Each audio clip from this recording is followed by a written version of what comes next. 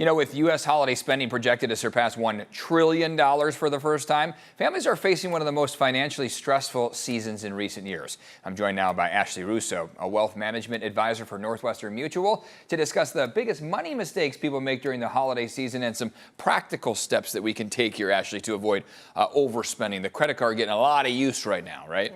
For sure. Can you talk about how ways that we can, save some money and maybe some of the mistakes that we're making right now? Yeah, we're seeing a big trend in the buy now, pay later aspect. Okay. Which it can create the illusion of affordability without actually being able to afford. So we certainly want to be careful of that. Sure. Is it like the layaway kind of? Exactly. What are some of the pitfalls of that?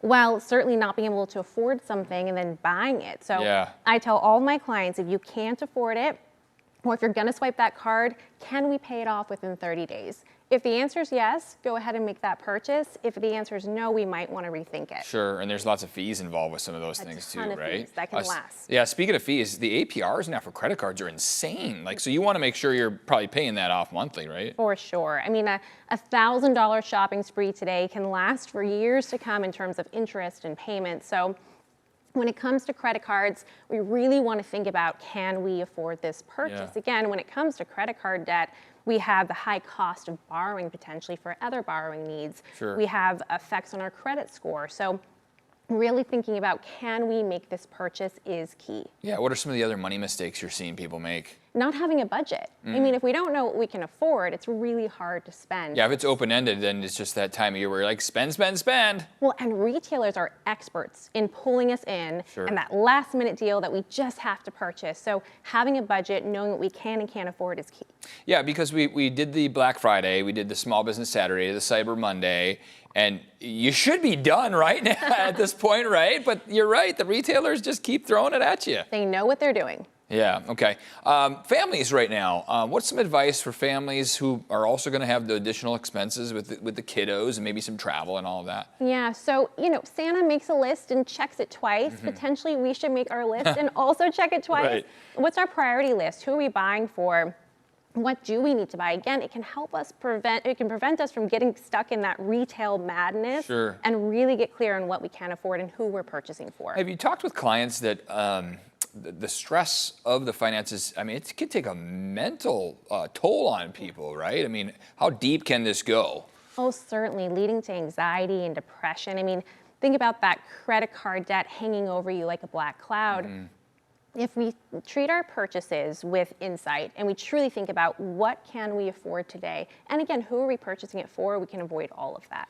The credit cards, I want to get back to that.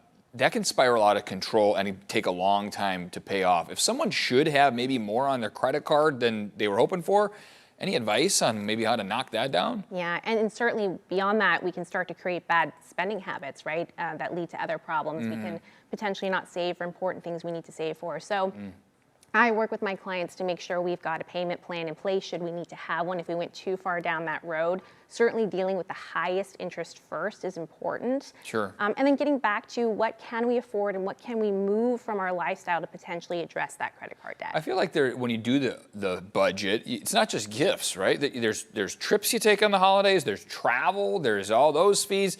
You almost have to make a couple different budgets, right? You have to take all things into account. And plan in advance. So I sit with my clients at the beginning of the year to talk not only about holiday spend, but travel spend. What else do we have over the year that's outside of our traditional monthly spend, Sure. so that we have a plan in place. And again, we don't get caught up in the moment-to-moment reaction of what we think we might need. Makes sense. If someone is maybe in a little debt right now, first things they got to do to try and take care of that, any recommendations? Deal with the highest interest rate first. Okay. And then make sure we've got a plan in place so we don't recreate the problem. The holidays will come back up again next year, so we want to have a plan in place to not recreate it. Yeah, because the next step will be a spring break and summer memories and all that too. That's right. Ashley, is there a way people can get in touch with you or to learn more about your services and other planning? Sure, AshleyRusso@nm.com. Okay, great.